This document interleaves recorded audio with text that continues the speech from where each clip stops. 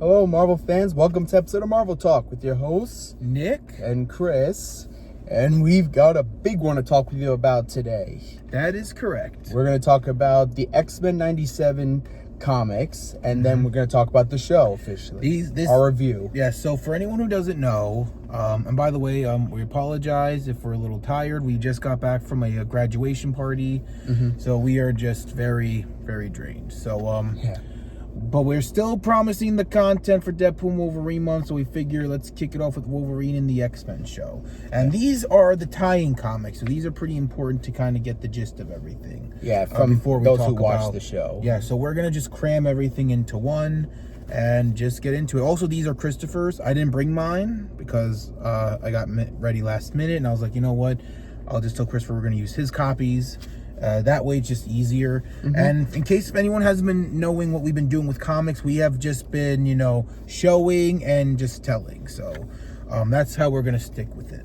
Yeah. So we're just going to get right into it. So we're going to do the first issue of the X-Men 97. So let's open this page up and just get started.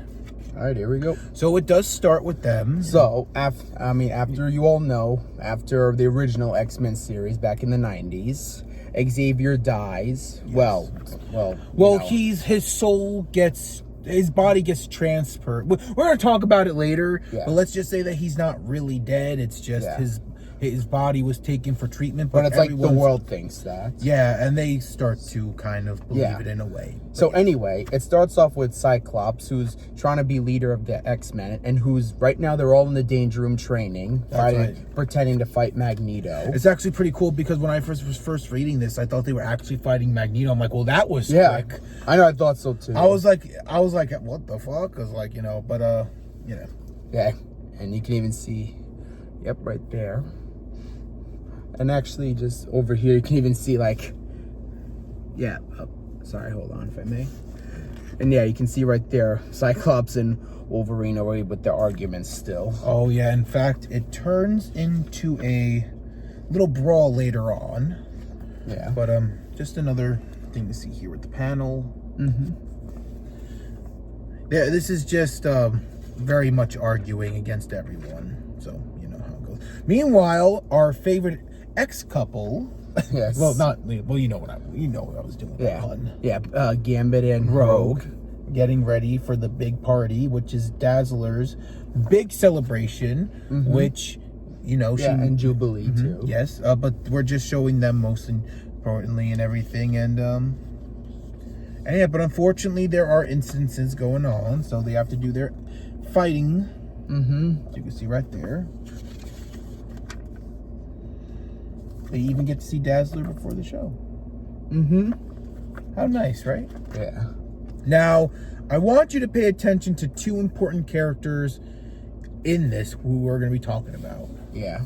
Right up there, that lady, Dr. Valerie Cooper. And right here, that's Carl Dente. Yes, and he's going to be playing a big part for anyone who watched the show. If again, spoilers if you haven't watched the show yet, but it's all over. So he is going to play a big role later on. But we're going to talk about that later on. Yeah.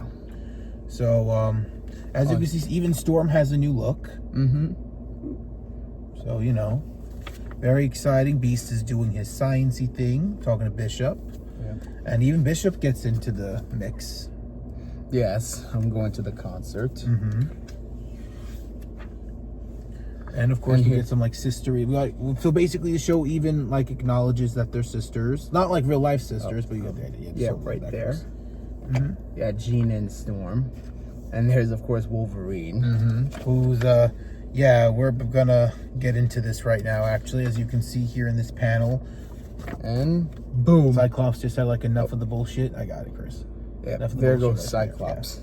I'm just gonna put these there because it's starting to. And now we just get to more scenery. And there goes.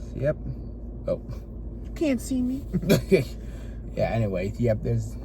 Jubilee. Excited with seeing Dazzler. That's right. Who wouldn't be excited to see Dazzler? Yeah. And we shall see what Deadpool and Wolverine maybe. Unfortunately, they're interrupted by the Nasty Boys. Yes, as Rogue called them. Yeah, I was even like, I kind of forgot that they were called the Nasty Boys. I'm gonna be real with you. Especially since like one of them's a girl, right? One's like a female. But hey, they're going along with the show. Yeah, there they are. I got it, Chris. There they are. There they are. So, yeah. Oh, and this is where we're gonna get some. Well, this is how we find out how Wolverine knows about the baby, and it's because she tells Scott. Jean tells Scott that she's pregnant, and Wolverine finds out. So they're gonna find out later on in the show. However, you can see Mr. Sinister's little grin right here. He is absolutely playing I got it, Chris. He's absolutely playing a major part in this. Huge part, and not just the comic, but the show as well. And then like the last panel is him bringing up his backup plan. Yep. So that was issue 1. I'm gonna give it a 5 out of 5. Yes. Just because that was very good. It was very excellent.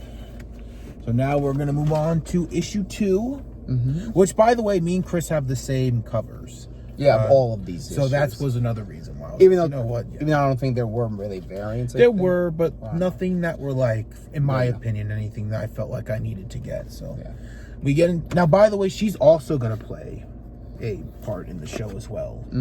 But so we're gonna talk. So yeah, it continues from the Dazzler concert being attacked by the Nasty Boys. And we get Mr. Sinister. Know him. And Cyclops and Jean Grey again. And so Wolverine's pretty pissed off. So he ends up going out. Navy's starting to fight Navy. Yep, I got it. Him just leaving and everything like that. Ooh, in your face. Oh, but we do get unexpected company. Yep, Hazard. He hates Cyclops, by the way. Yeah. Like he just like genuinely hates him. Yes. So this is gonna be something that's gonna go on for a while. Yeah, they go into a huge thing from it.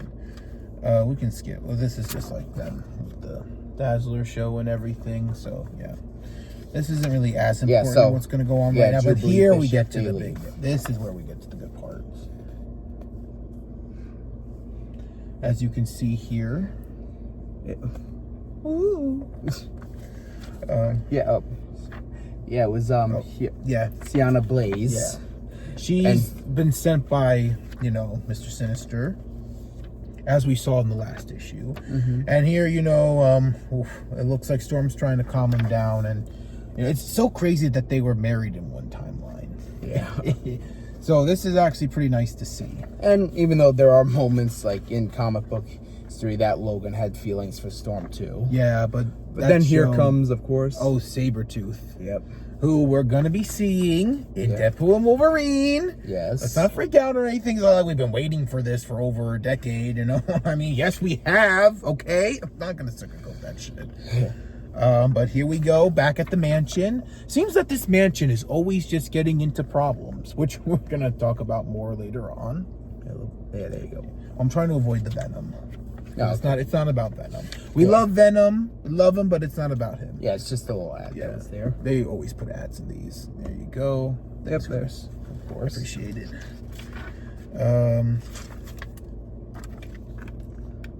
Just more stuff here. So just still the fight going on with everyone over there. It's now here is where things gonna get pretty crazy.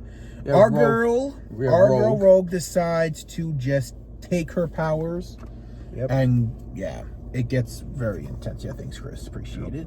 Right there. And then there's Storm trying There's Storm trying to help out. Because it is getting pretty intense.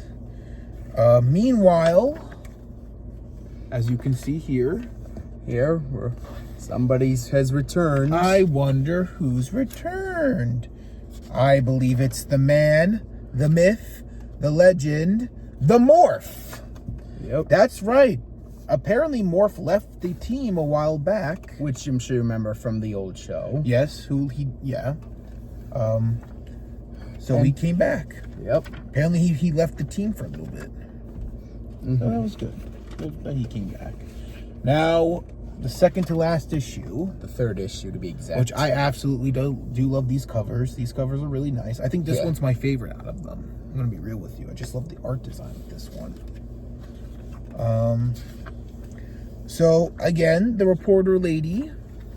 Yeah, talk about the fight going on.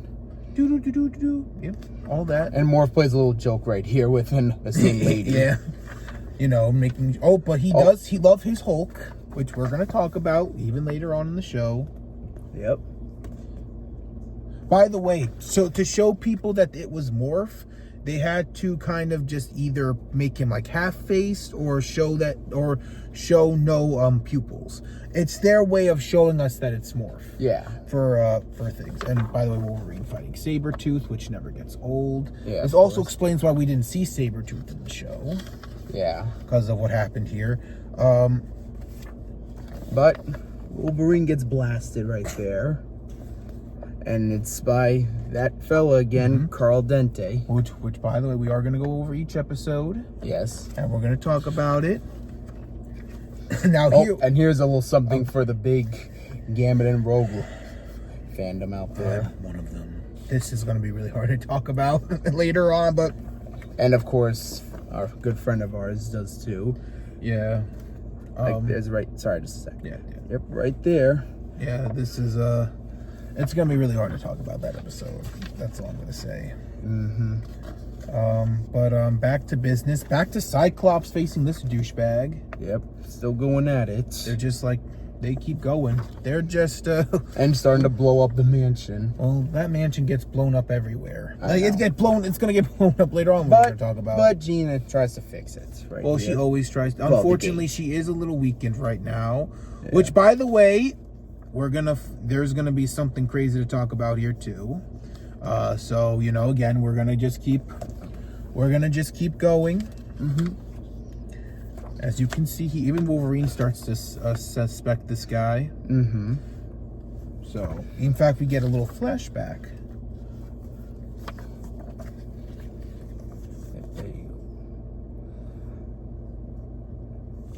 So, there's your little flashback over there with them. And then, Wolverine remembers. Just a little bit right there. Okay. So, he remembers who he is. He tries to attack him, but of course, Morph doesn't want him to. Which we are going to talk about their relationship later on as well in the show. And down here, Dr. Cooper ends up arresting him.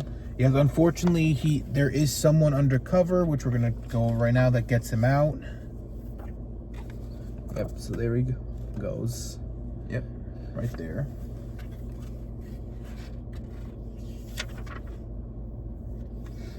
And now here, they all reunite with Morph.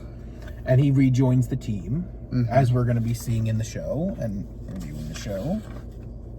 And now here is when... I got it, Chris. Okay. Is when Jean Grey tells the team that she's pregnant. Yes. And actually, just a quick sec. And you can see right there, there's Logan being like, oh man. Okay.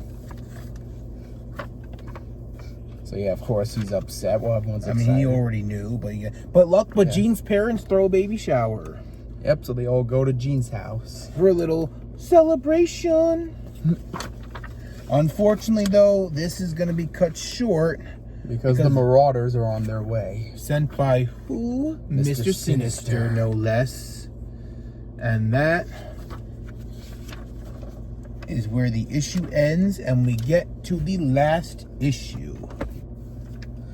Yeah, now this one is definitely my favorite cover because it has Mr. Sinister and everyone in there. It's very nice. I like this cover too, but I just prefer the other one. I just think it's much nicer. No offense to this one, I really like. This is my second favorite.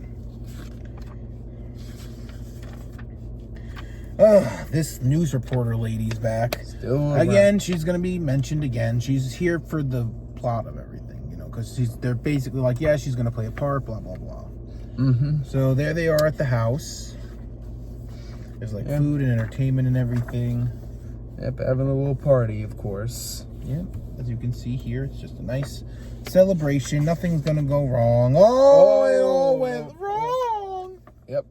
the Marauder showed up. Yep. Who saw this one coming, right? Well, we did. Yep. We read it. Well, luckily, everyone came prepared because everyone's not just getting out of their clothes. So this is just like not a surprise to them. Yes. So now they have a big epic brawl. to me, my X-Men. Yep. Look how cool this is. Yeah, I mean, look at that. That was just amazing. That's just, they always It kind of gives you like that theme intro, like do. you know how you see like how the X-Men and the ending of the intro, agree. how they all attack each other at that. And Morph turns into the Juggernaut, which is a good choice. Mm-hmm.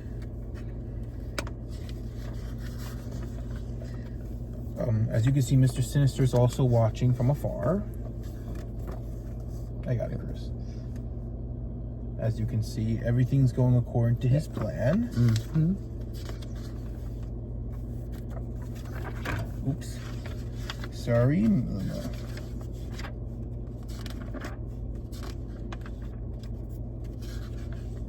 Here we go. Yeah, there you go.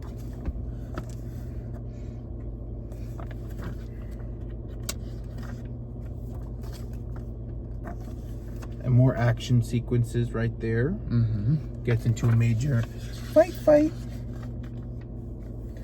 Them working as a team. Everyone's getting their shit together. It's just, you know how it goes.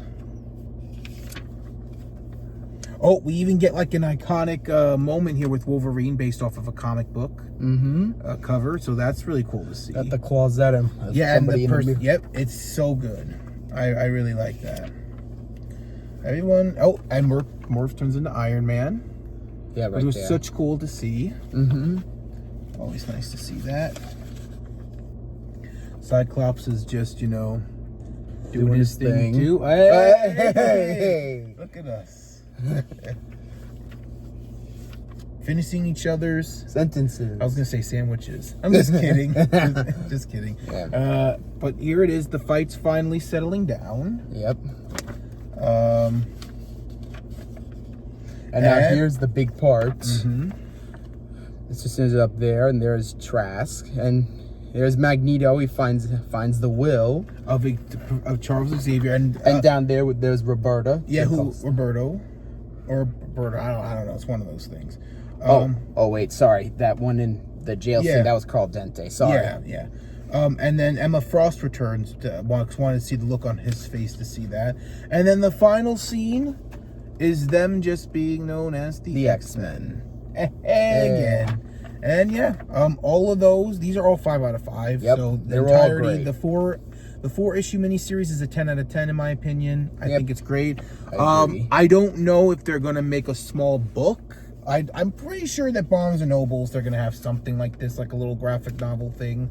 So if they ever do, we recommend them. Mm-hmm. That's all we're gonna say about that. Yeah. So yeah, it's a great show. It's a really good show. Comic book. Sorry. Oh, Yeah. I'm tired. Now we're gonna get into the show. Okay. Yeah. So, in the first episode, To Me, My X-Men. So now this was a year after Guy Rick's assassination. Mm-hmm. So apparently the mutants are starting to be a little more accepted by society. A little bit. Yeah. But of course the Friends of Humanity are still out. They're still attacking and everything. And apparently they got Sentinel technology. So the X-Men try to find the Sentinel creator, Bolivar Trask. Turns into an epic fight scene, which something that's a great way to kick into an episode too. Yes. You tell them the story and then we'll just talk about it. We'll just sum up everything so that we can just gush. Exactly. So the X-Men find Guy Rick in prison, and Jean Grey probes his mind using the machine's Cerebro to amplify her physic abilities. Mm-hmm. And she locates Trask at a junkyard in the Sahara. Which we get that epic scene. Yep. But also receives a horrifying premonition. Thank you. Premonition. The X-Men destroy the remains of several Sentinels and a Master Mold supercomputer at the junkyard and apprehend Trask. Cyclops and a pregnant Jean announce that they are leaving the X-Men to raise their son in safety. They are interrupted by their former advisor, Magneto, who reveals that Xavier gave him control of the X-Men and Xavier's School for Mutants in his last will and testament, which we just saw in the comics. Mm-hmm. Oh, and just quickly in the beginning is also when we see Roberto da Costa, who was... Yes, because the scene starts off with him like, you're kidnapping me for money or something because he's rich. And they're like, no, we don't want your money. You're just a mutant. So we're here to bring you in. And it's all, and the rescue was pretty cool too. I also want to add that you forgot to mention, Christopher, that Magneto was actually saving people at a fair. Before he was there in the mansion. Mm-hmm. So they saw this on the news too, and they were like, so like, is he a good guy now? And they're just like, it doesn't matter.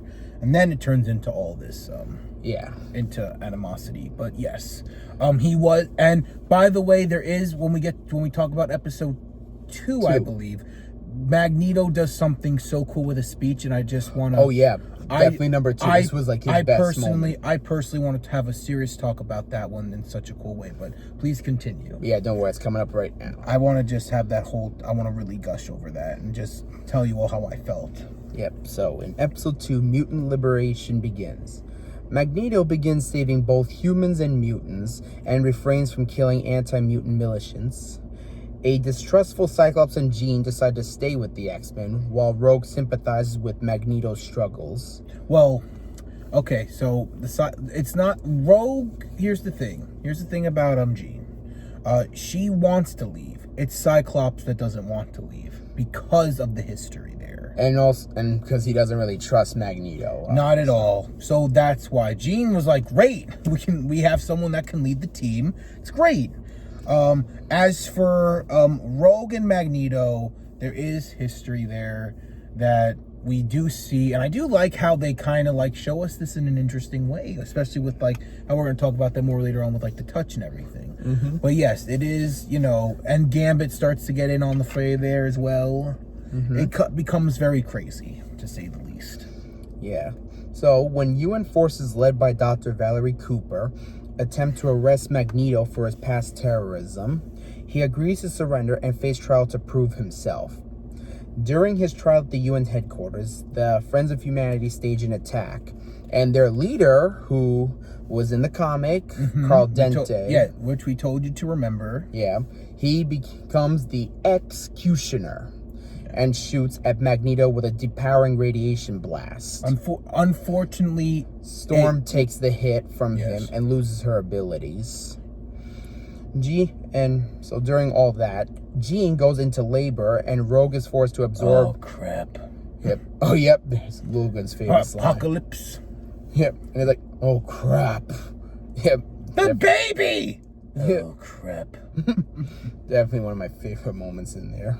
He drives like a maniac, too. But to be fair, she was going into labor. Yeah. Everybody has to when they're going to labor. Yeah. So anyway, Rogue is forced to absorb an obstetrician's knowledge. Let's just say nurse. Or someone... just a doctor. Yeah, who knows how to give birth. Yeah. So, and when he refuses to deliver a mutant's baby. So Jean gives birth to a son whom she and Cyclops names Nathan. I wonder if he's going to play a part in this story. I wonder too.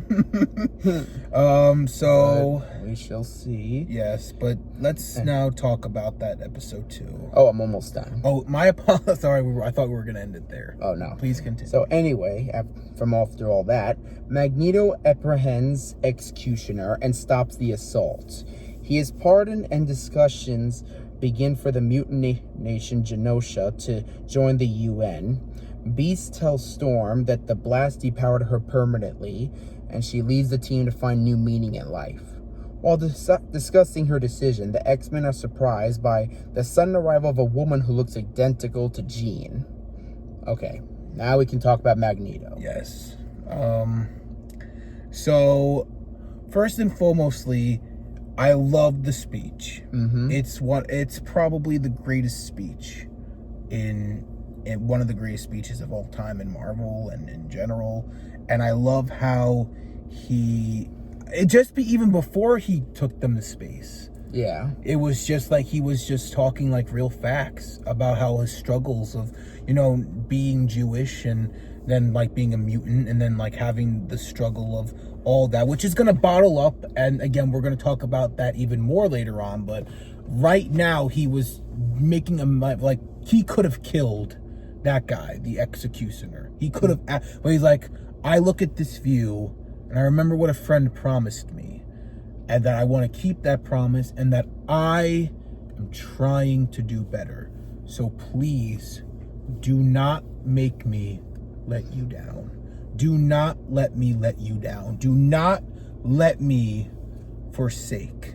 And they end up, let's just say that they do that he was right, and that they are going to let him down. That they are going to make him let them down in such a great way. But it was such a beautiful moment, and I just loved it, how he showed them through what he could do. Not to mention the execution dude probably shit his fucking pants.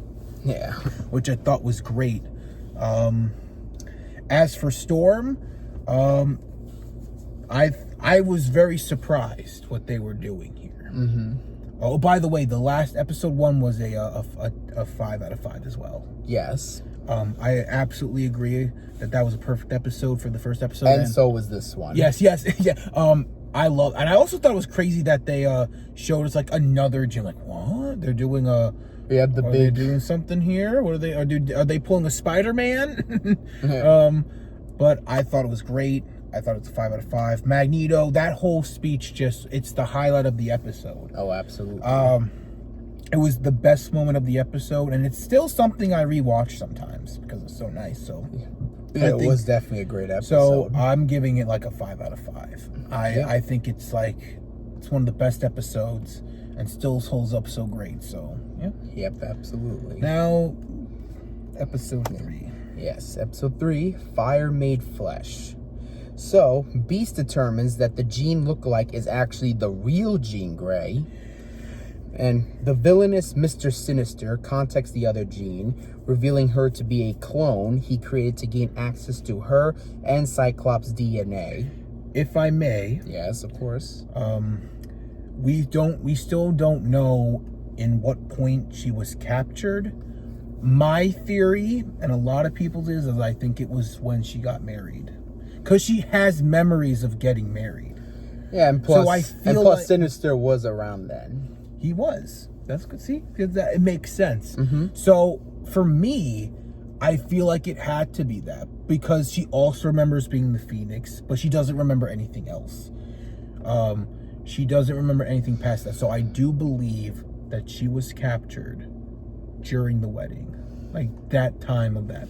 It makes the most sense. Yeah. So I don't know if you agree with me on that. I don't know if you have a theory as well, but That's okay. Yours actually sounds really good. Yes, I just feel I like can it agree. makes the most sense. That's why. If you have another one, I'm down to hear it. But I just feel like, for me personally, I feel like it just matches the timeline and how everything just kind of connects. Mm-hmm. But yeah, it's still really good. If you guys have anything in the comments down below, feel free to talk. We'd love to have that discussion. Yeah. So, Sinister takes control of her mind, turning her into the Goblin Queen. She gives Nathan to Sinister and subjects the X-Men to horrific visions based on their own fears. Morph was previously corrupted and controlled by Sinister, leads the X-Men to one of Sinister's labs, where they find him infecting Nathan with a techno-organic virus under the belief that it will make the child invincible.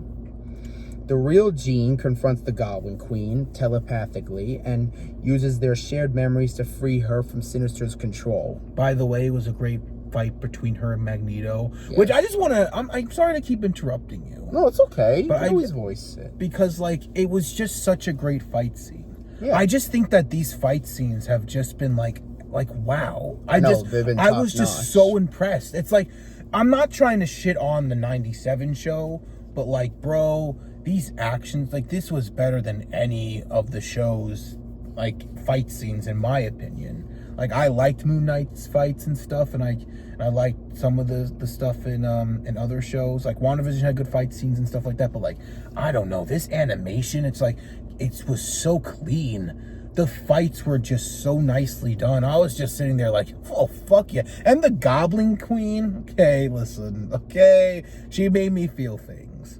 Okay, they were things that were feeling, places. I was feeling things, and I was just feeling things. That's all we're gonna say about the Goblin King. Your boy was feeling things.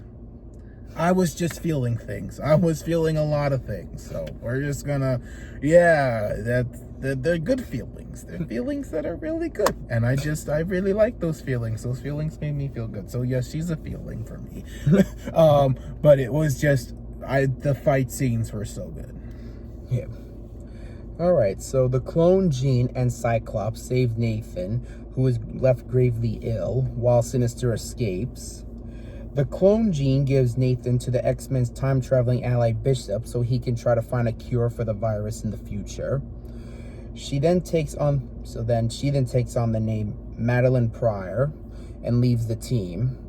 Elsewhere, a mutant named Forge introduces himself to Storm and claims that he can restore her powers. And that's how episode 3 ends. 5 out of 5. Yep. I have to say, when it first came out, I was a little skeptical of, like, they're doing a Spider-Man thing here, but it aged really well. Mm-hmm. I was very afraid when it first came out that it wasn't gonna, like, I thought it was gonna be one of those scenes like, oh no, they're doing this thing that may not work out, but it worked out really well. I really liked it. It's a 5 out of 5. Fight scenes were great. Everything was great. I loved it. Yeah, it pays off really nicely. So, yeah. Any thoughts before you move on to the next episode? Or? Oh yeah, definitely a 5 out of 5. Another great episode. Yeah. So it was really fun to finally figure out about this whole Jean thing. Unlike the Spider-Man and Ben Reilly thingy. Yeah, that was also. Well, there was also the Mary Jane clone. Yes, that was also what I was worried about. Because I even made that joke. I don't know if you remember if I made the joke. It was in our group chat with our friends. I was like, you know, Cyclops needs to take some advice from Peter about using clones. Yeah. I remember that. So yeah, that was the joke. But I think it aged really well. I think it was a great episode. Yeah. We may continue with the next one. All right. Episode 4, Nintendo and Life. Nintendo. Oops, I mean, nope, wrong one. and Life Death Part 1. This is all like the same one. Mm-hmm. So the Nintendo part is Jubilee wants to celebrate her 18th birthday at the arcade, but Magneto refuses and tells the team to focus on their training. Roberto consoles Jubilee, who is surprised to find a new Nintendo video game and console in her room. The pair are pulled into a video game based on her previous adventures, created by who is returned, the alien slave master Mojo, who feeds off audience engagement. And yeah, it was great. This episode was also for arcade nerds like ourselves, for gaming nerds. This was awesome. Oh, absolutely. I love the fact that it gave like beat 'em up vibes and all that other stuff. It was just so nice. Yeah. So, Jubilee enjoys reliving her past missions, but is convinced by Abscia, an older digital copy of herself from the game's beta version. Who, by the way, the voice actress for that is the original. Yep, the original Jubilee. Yeah, which I really appreciate. Yeah, I love that too. Yeah. And so, from the game's beta version, that she would be living an empty life. So Abscia, whatever, I don't know how to say it. It's okay. But anyway, helps Jubilee and Roberto defeat Mojo. I'm sorry. That's okay. I'm sorry. I like how they did it too. It was like a Rasengan, like a spiky thing. For anyone who doesn't watch Naruto, it's like a Rasen Shuriken. It basically looks like a Shuriken, just like an energies thing. It was like a very spiky ball, and they just like threw it. I would love if she ever gets into Marvel vs. Capcom. Her ultimate move needs to be that move. Yeah, that's all I'm gonna say. Well, we'll find out. And so, anyway, the pair return to the real world, and Jubilee kisses Roberto. I think they did more than just kiss. I'm not trying to listen. They did more than just kiss. Did you not remember them like kissing and then like going down? Listen. They didn't play patty cake. Okay, they didn't go on the ground to play patty cake. Okay, they were insisting something. Okay, that's all I'm gonna say. I wasn't the only one that thought that. What would you think they were doing? I don't know. What do you think they were doing? Like they were just cuddling while making out? What do you think this is? This is grown-up shit. Well, I'm not saying anything. I don't know. What were you thinking when you saw that? What, you think they were playing patty cake like Jessica Rabbit and Roger Rabbit? What do you think they were? What do you think? They were just playing Baker's Man, baking cakes or something? No, they were clearly smooching and doosking over there, okay? That's all I'm going to say. They were doing their thing, and it was passionate, and it was in the moment, so good for them. All right. Okay, what a great gift to gift someone. Yeah. So now, the other part of the episode, Life, Death Part 1 now, is Forge takes Storm to his ranch where he has created a machine that can restore her powers. Though it seemingly fails, Storm notices a strange owl flying around the ranch. When Forge admits that he designed the technology which mutant inhibitor their collars and Executioner's radiation gun were based on, Storm leaves in anger. The owl reveals itself to be a demon called the Advisory. It brings Storm back to the ranch and poisons Forge. And that's it on that episode. Yeah. Oh, by the way, the Jubilee one, the birthday one, 5 out of 5. Mm-hmm. I really like that episode. Don't know about you. Oh no, it's all connected. So. Oh, I know, but this is like a 2-part, like you said. So I thought we were gonna just do like, are we doing all in one, or are we just doing one? Like. Oh no, it's just doing all in one. Okay, so we'll hold on. I think it was like just 2 like. Well, because you stories. said it was a 2-parter, so I thought we didn't rehearse this, guys. Okay, I thought you meant. I just thought you meant that it was like a 2-parter, so we're going to talk about one part. Oh no, first, it's like just one story and another story. Well, I know that, but I'm just saying I didn't know if we were going to do one part. Like we're going to talk about the Jubilee one first and rate that one, and then go straight to the Storm one. I didn't know we were doing like the combined ones together. All right. Well, regardless, the Jubilee thing that definitely was a 5 out of 5. Yeah. Okay. Please continue. I just wanted to make sure. Yeah, but still, overall, episode 4, it was still a 5 out of 5 anyway. Okay, now here we go. This is the most like emotional episode. Episode 5. Tackle here. Remember It. So here we go. Well, let's just. Or you need a minute? I figure for this one, let's just cut to the chase for this one so that we could just talk about it. Basically, to sum everything up, Geonosis is its own state. They want Magneto there to rule it. Rogue is supposed to be his queen. His queen, but and Gambit then is like... But like, well, no, it's... Basically, she agrees with it, and she tells Remy why. Like, she can't feel him, like, she can't touch him. And then he's like, we'll just stay friends. And then we get to the party and everything. You know, they have a great time. We see Rogue, a beautiful dress, and everything. We get to... And, by the way, she does tell Gambit the story, and we get to see how everything played out, which was great. But she starts to realize while dancing with Magneto... is that like there's no connection there, there's no spark. Yeah, actually even says right here, Rogue even kisses Magneto. They do, but it was just not, and it just wasn't such spark. Now she's starting to realize now that she actually does have feelings for Gambit. Yeah, but unfortunately it's all, not to mention oh, this is just really hard. This is just really hard to say. So basically, how about you just say what happens? All right. So because I can't. It's all right. I got this. So apparently, and as a matter of fact, even Madeline was there too. She starts to bleed because she starts to see the visions. Yeah. And I have enough strength. I have enough strength now. All right. I got enough strength. I got this. She sees Cable, her son.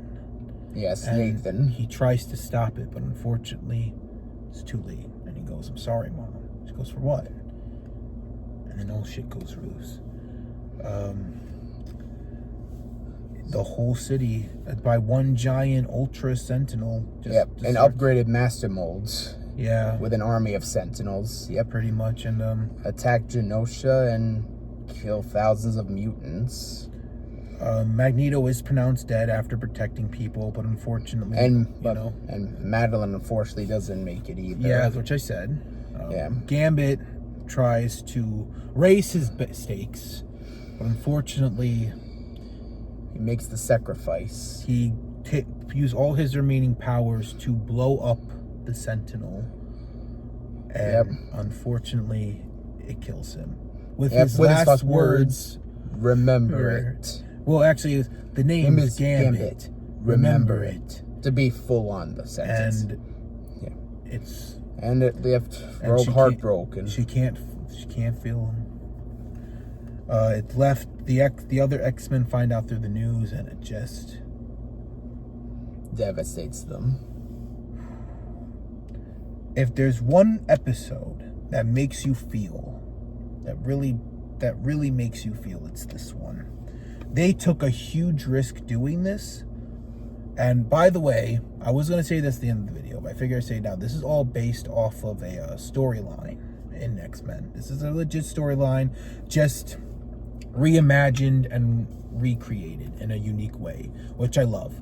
But they really took a huge risk with this one, and I think that it paid off. This was so incredibly powerful, and it was just a great episode. It's like a 5 out of 5 episode. Mm-hmm.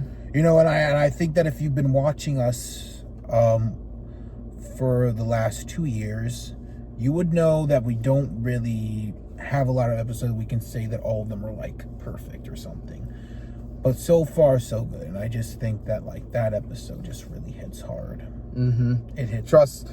Actually, there's a friend of ours who's again loves Gambit and Rogue very much. This actually episode even made her cry. I remember. It made me cry. I was like, what the fuck? I mean, I did too. Even It was just like, how just do you do that? just saying this friend like hysterically cried. Yeah, I was just. I even did a Gambit appreciation post on Marvel Talk. Mm-hmm. The link to the Instagram down below, so you can go check it out. But it's a very powerful episode, and I really love it. So it's 5 out of 5 for me. You have anything to add before we move on, Chris? Yeah, same for me. A 5 out of 5. Okay, you may proceed. All right. Now we got on to episode 6, Life Death Part 2. So this one is during a war between the Shi'ar and Kree empires. Shi'ar Empress Lilandra Neramani announces her engagement to a now healed Charles Xavier. Refusing to accept her sister Manga Terran, Deathbird invokes the right of Mumdasha and challenges Xavier to purge all of his memories of Earth to prove his loyalty to the Shi'ar. Xavier refuses to renounce his memories of the X-Men, results in a battle between the Shi'ar Emperor Guard and Deathbird's supporters, until Xavier pulls everyone into the astral plane to educate them on coexistence. When this lesson is interrupted by a psychic vision of Gambit's death, Xavier decides to return If I may, to Earth. I'm so sorry. All right.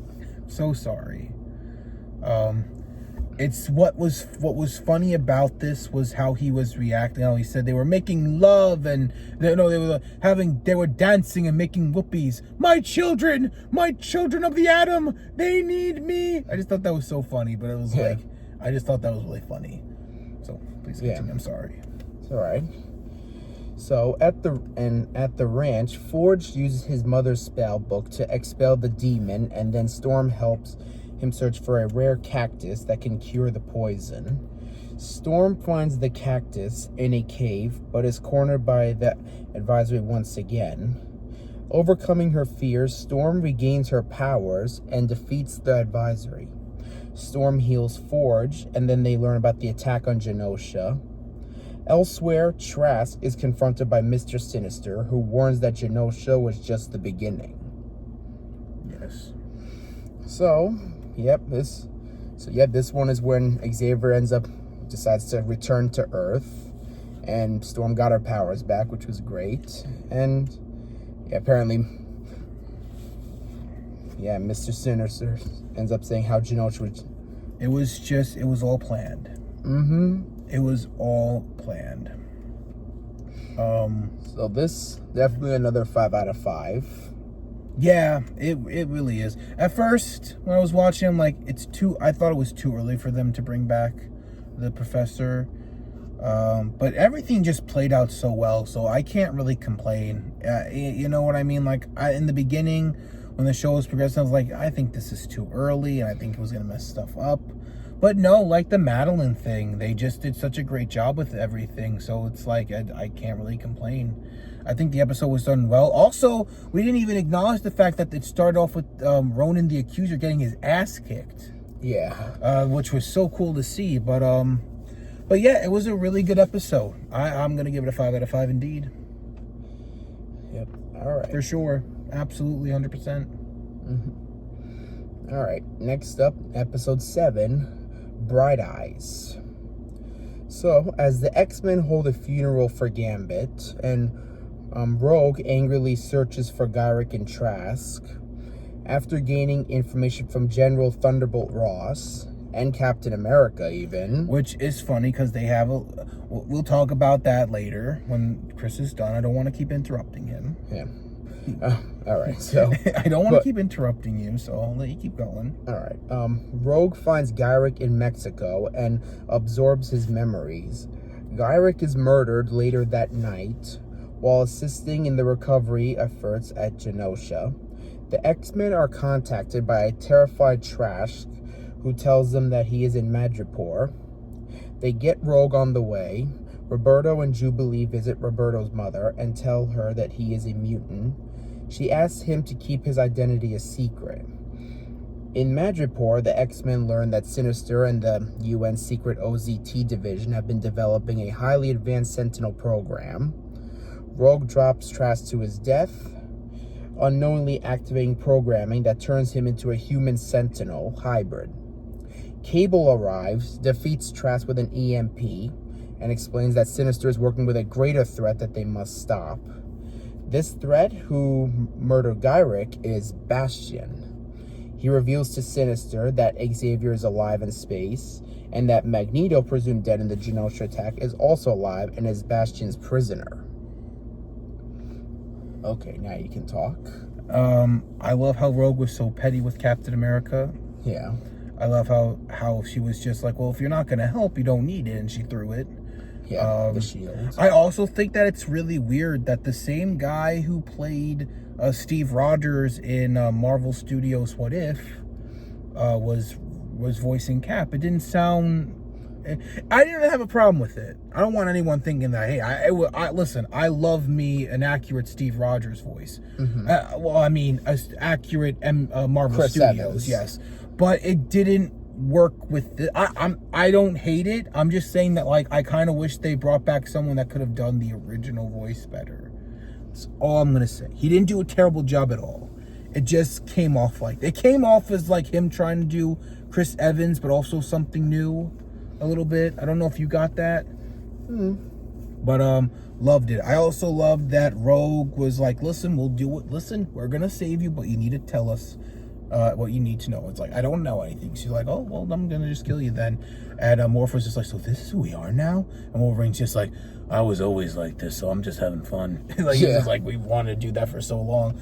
But yeah, and by the way, the rain and the fight scenes, well, this show's just cooking. Like, this show's cooking. Learn from this, people. Learn from this. Learn from this show. Learn from this, please. It was so good. 5 out of 5. Yep, 5 out of 5. Alrighty. And now, here we go. Now, episode 8, 9, and 10. Now, this is... We're going to do all at once. Yeah, because... Big go. It's going to be a part 1, part 2, and part 3 right so here. So we're going to do all in one go. So here we go. It's the big finale of all as a 3-parter. Tolerance is extinction. Warning, I'm probably going to interrupt you a lot. Hey, it's all right. This is the big finale, so okay. It's all good. Okay. So just fair warning for you. Yes, okay. So, part 1. The UN reveals to the world that Xavier is alive, initiating an anti-mutant protest outside the school. Cable explains to the X-Men that the Genosha Massacre is an absolute point in time that cannot be changed, and Bastion will use it to start a 300-year war that will lead to the enslavement of mutants in a human utopia. Cyclops, Jean, and Cable travel to Harmony, Pennsylvania, where they learn that Bastion is a human-machine hybrid who was conceived after his father was infected with a part of the advanced time-traveling Sentinel Nimrod. Members of Operation Zero Tolerance, OZT, expressed concern over the massacre and asked Dr. Cooper to monitor Bastion, who explains to her how he is turning humans into prime sentinels like Trask using Sinister's techno-organic virus. Prime sentinels activate around the world, attack mutants, and burn down Xavier's school. A horrified Cooper releases Magneto, who creates... Oh, okay. I'm sorry. The invasion of the house. Lady, I can give you 6. No, my friend, 9. And the music that plays, I have it on my iTunes. It's so good. The fight scenes, Wolverine was like an MVP in this whole thing.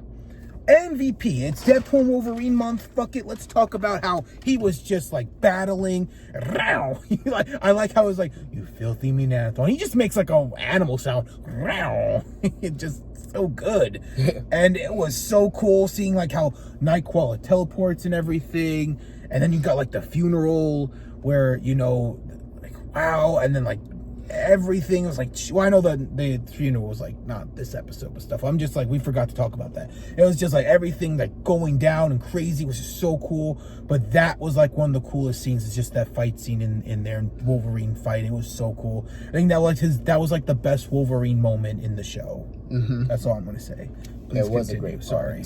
Well, it's so good, but yeah, that was a great part. Absolutely. So, a horrified Cooper releases Magneto, who creates a worldwide blackout that kills thousands of people and shuts down all of the Prime Sentinels. And enough. No. He said that. I didn't mean that to you. I meant like that's what he says. Oh yeah. I want you to think that I was saying that to you. I was like, okay. He's like enough. And then we see some cool shit. Who's swinging? Who's this swinging? Oh yep. We get the cameo. We get Spider-Man. We get Omega Red. We got like all this cool shit. We get like all this epic shit. I'm just like, what the fuck is this crazy shit? Like, what? This is our shit. Yep. And Spider-Man's return. What? And which was confirmed. I fell off my bed. Yep. And it was confirmed this was the original 1994 Spider-Man. Well, you know, this is the 1994 universe, the 90s universe, but it was just like, what? I fell off my bed. I was like, oh my god, it's fucking Spider-Man. Yes. Let's fucking go. Oh, it's so good. But like the Magneto scene is just like, enough. He goes like this. He just like, he shows how powerful he is. Like, bro, Magneto was right. That's what she says. Yeah. Magneto, when I said that in the video, that's how it is. And so Wolverine fears that Magneto has declared war as Xavier returns and summons the X-Men. Which he kind of, well, he doesn't declare war, but you know. All right, so part 1 is definitely a 5 out of 5. Yeah, absolutely. if my reaction and us talking about it like didn't tell you enough, it was a 5 out of 5. Yeah. Now here we go, part 2. All right, Xavier is met with some distrust, but the X-Men focus on stopping Bastion and convincing Magneto to reverse his blackout. Magneto reestablishes his mutant haven on Asteroid M, choosing to leave Earth without power and reject Xavier's dream of mutant-human coexistence. I mean, to be fair, he did say that he watched a child be disintegrated in front of his eyes in the name of selling his dream. Yeah. And after everything that happened, which by the way, I even forgot to say that Magneto even said they will be avenged in that episode, not this one, or you know, the one that was, you know. So yeah, I kind of don't blame him here. It's like he just wants mutants to live peacefully. Yeah. So he invites the X-Men to join him, which Rogue and Roberto do. The rest of the X-Men return to their former base on Muir Island to regroup, before splitting into two teams. Cyclops' blue team goes to Asteroid M to confront Magneto, while Storm and Jean's gold team heads to Bastion's hideout in the Galapagos Islands. By the way, they all get new costumes for this. Yes. Well, actually, Jean Grey goes back to her Marvel Girl costume, which absolutely love. Mm-hmm. I rocked that in Marvel's Ultimate Alliance 3. Mm-hmm. Love it. Cyclops was really stupid, but like it was accurate to the comics. It was just pretty stupid. Yeah. And I mean, it didn't really bother me anyway. I liked Morphs. Morphs was pretty cool. Oh yeah. But Wolverine was the brown and yellow, and I was just like, okay. I don't think I talked about this in any of the past videos, but I'm not a fan of the brown and yellow. It's just not for me. It's fine.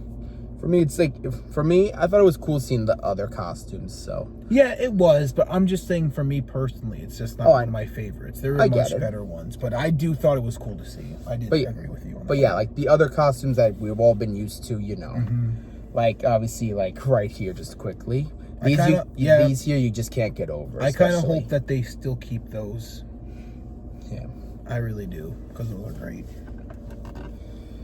Alright, so Beast and Forge create a collar that can block Bastion's technopathy and sever his control over the Sentinels. The Gold Team battles an army of Bastion-controlled Sentinels, as well as Sinister, who takes control of Cable's mind and uses him to overpower Jean. She sends a desperate psychic message to Cyclops. On Asteroid M, Xavier attempts to take control of Magneto's mind, but is blocked. And here's this big moment. Wolverine stabs and seriously injures Magneto. Can I do it? Now you can go. I've been in a lot of wars, bub. First rule. I'm having dramatic effect here. First rule. Ready? Ready for this? Ready? The brave always die first. Yeah. Which, by the way, Magneto does say in the original series, they did say the brave always dies first. So, yes. And then he's like, Logan, this rivalry must end. And then Magneto begins ripping the adamantium metal from Wolverine's skeleton. Magnus, for the love of God, stop this! Which, Bitch, please. I also love in that episode, like, Xavier, you need to shut the fuck up, man. Yep, he actually said. Well, he doesn't say it like that. Well, literally. I mean, he does tell him to shut up. Yeah, in the intense way, it's just, you got to shut the fuck up, man. Boop. Yep.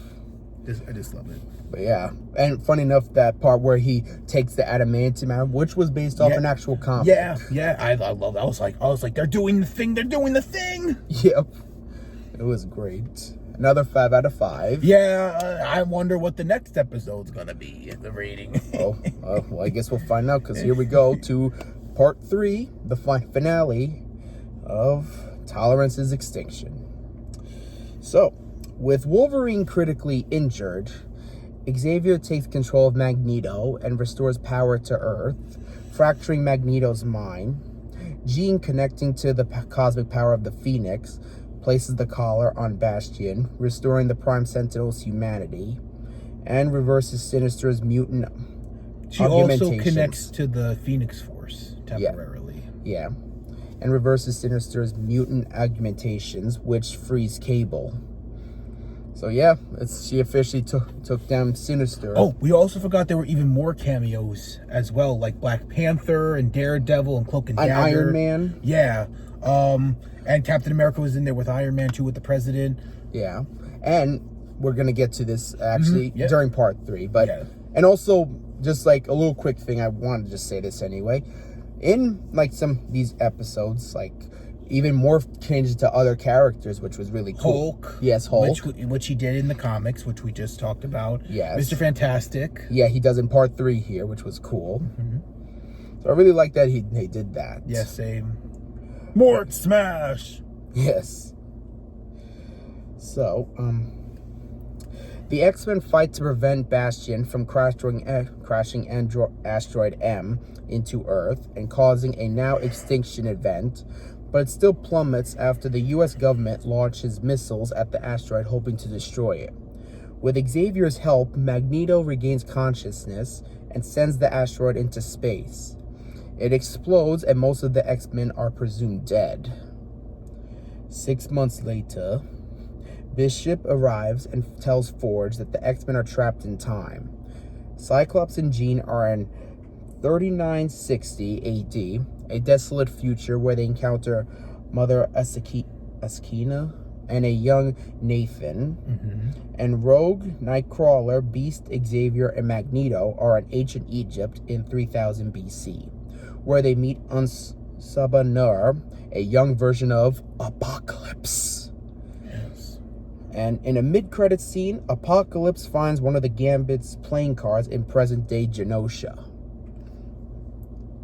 And that's it. Yeah. And so, overall, another 5 out of 5. Such a Yeah. great finale. I mean, we got to see Peter and MJ too. Yep, exactly. Like, wow, that. Which was all.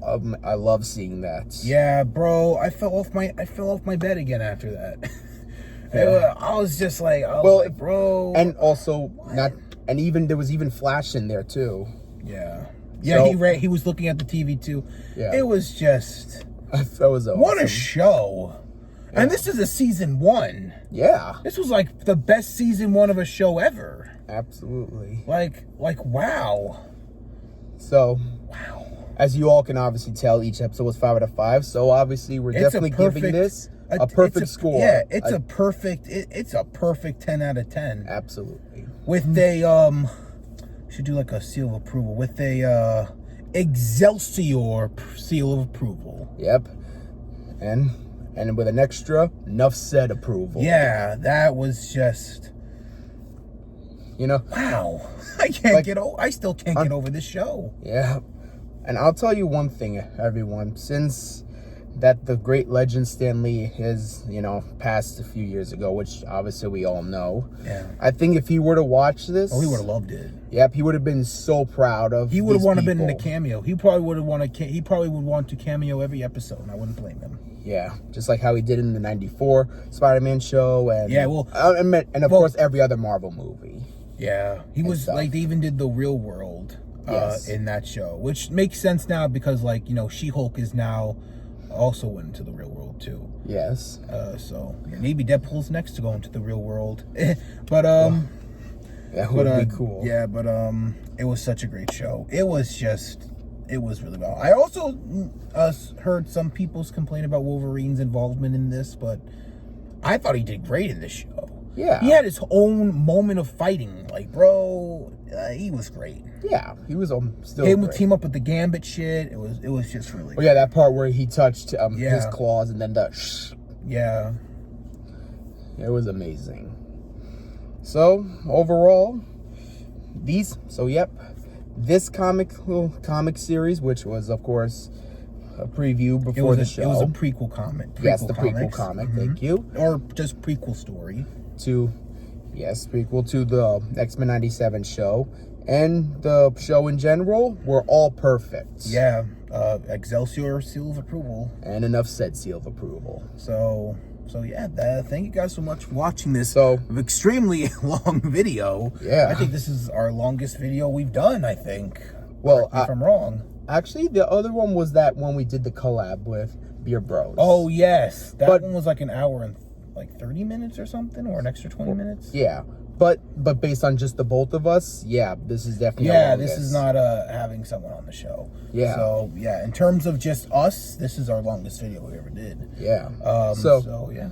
And I will say to this man who created this, Bio DeMayo, you did a great job. You should not have been fired. You should have gotten a raise. That's just how it is. But I hope they decide to bring you back, or they decide to work with you again and they work stuff out. You were fantastic in the show. Thank you so much for being a fan. And again, this show's basically the best example of having fans and just passionate people do things, because it does great and it pays off. Absolutely. So we're just gonna have to hope that Deadpool Wolverine does this too. But I'm pretty sure they are, because the people who are working on it are fantastic. Oh yeah, absolutely. But yeah, so obviously, I remember like in our video we did say universes that would be great, or movies. See Deadpool Wolverine Revisit. I remember you did say it would be great to see the '90s universe. Yeah, I know it's so unlikely, which is why it was honorable mentions, just because of what happened in season 2 right now, what they're doing. Yeah. But it would still be really cool to see. But like, wow, this made me want like Spider-Man to come back. Yeah, and which, I mean, some people have been stating rumors it could be possible, and this guy really wants to do that, and I'm all for that. I would love to see. I mean, I would love them to do something like a 90s Avengers style show, because the Avengers do exist in this now. So for me personally, I would love for them to do a new show if they're not going to do Spider. Like if you were to tell, like if they were to say we're not doing Spider-Man yet, well, we want to see if this universe can still hang. So how about they ask us like, would you be interested in like a 90s Avengers-esque, like 97 Avengers? Or I'll be like, yes, like absolutely. I would love to see these characters and them interacting and doing cool stuff. So like, yeah, I would love it, but I would just rather have Spider-Man. And they could just do another season of Invincible Iron Man. I know you didn't see the show yet. Well, don't worry, I will eventually. Yeah, there's no rush. I mean, I'm just saying that it's a fantastic show. Yeah. Like, the Fantastic Four was a great show. Spider-Man was a great show. Hulk was a good show. The Silver Surfer was an okay show. But, like, the Spider-Man, X-Men were, like, the best shows. Absolutely. And then Iron Man, I have to definitely put in there, too. The Invincible Iron Man was such a fantastic show, too. Those are, like, my 3 favorites out of those 90s era stuff. Yeah. But, for me, yeah, I would love Spider-Man to be next. But this was great. I'm really hoping for that. Yeah, but yeah, this is what happens when you have passionate people. You make good shit, and you get the community and the fans really going. So yeah. So yeah, if they do this with, like, again, with Spider-Man, then yeah, get the people passionate about that, the '94 Spider-Man show, and bring it back. Bring that awesomeness back. Also, bring back the actor who played Spider-Man. Yeah, Christopher Daniel Barnes. Really hoping. Yeah, you can't, or else I'll be really pissed. Because I would be upset too, actually. Yeah, like it just wouldn't feel the same. Yeah, that's the thing. So yeah, but this was it. Yeah, that was pretty much it. Thank you guys so much for watching. We hope that this got you even more hyped for Deadpool and Wolverine. You know, with the potential of the X-Men, and of course Wolverine being the star of the series, and like the MVP of this whole show, in my opinion, next to Cyclops. I thought it was a great show. We sealed approval, everything. So yeah, if you enjoyed, leave a like. If you are new to the channel, a lot of people have been liking us. We've been getting a lot of subscribers. So if you like what we do, subscribe. It helps the channel out. Like if as well, and and comment down below what you thought of the show and the comics. And one more thing I did say before, but we do have an Instagram description down below, so check us out. We're doing all Deadpool Wolverine stuff this month. So yeah, we hope you guys enjoyed, and we'll see you guys in the next video. So with that being said, Excelsior. Enough said.